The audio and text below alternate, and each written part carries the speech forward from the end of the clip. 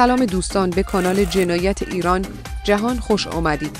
این اولین ویدیو ما هست تو این کانال. امروز اومدیم یکی از مخوفترین قاتل‌های زنجیره‌ای ایران رو معرفی کنیم. محمد بسیج ملقب به بیجه در سال 1361 در قوچان استان خراسان رضوی متولد شد. او 6 خواهر و 6 برادر ناتنی داشت و زمانی که 4 ساله بود مادرش به علت ابتلا به سرطان درگذشت.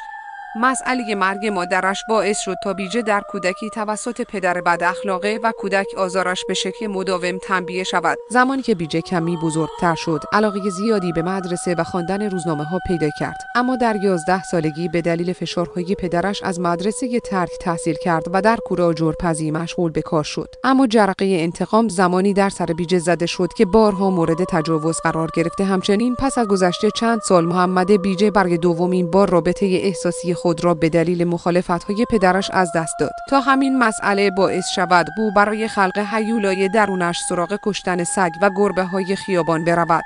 خون ریخته شده‌ای که حس انتقام را درون بیجه به اوج خود رساند. فروردین سال 1381 زمانی که بیجه تنها فقط 21 ساله بود اولین قربانی خود را گرفت.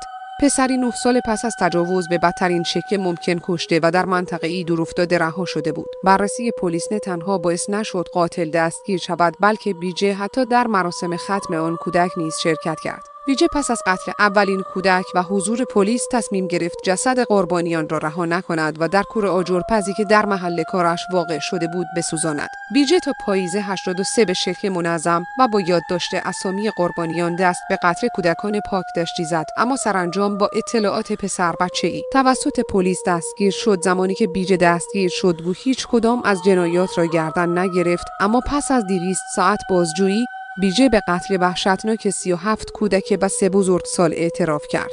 بیجه در اولین صحبت‌هایش گفته بود کودکی سختم باعث شده بود از همان موقع آرزوی مرگ کنم.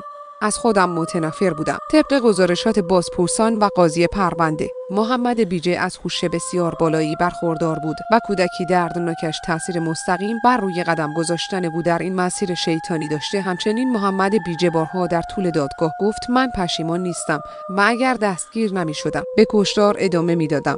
نهایت در 27 آبان 1383 محمد بیجه به جرم خشونت جنسی، آدمربایی، قتل، مخفی کردن اجساد، اعمال نکروفیلیا، پدوفیلیا و تکه تکه کردن اجساد به اعدام در ملعام در حضور تمام مردم شهر و خانواده‌های قربانیان محکوم شد. خوشحال شدیم از اینکه ویدیو رو تا انتها مشاهده کردید.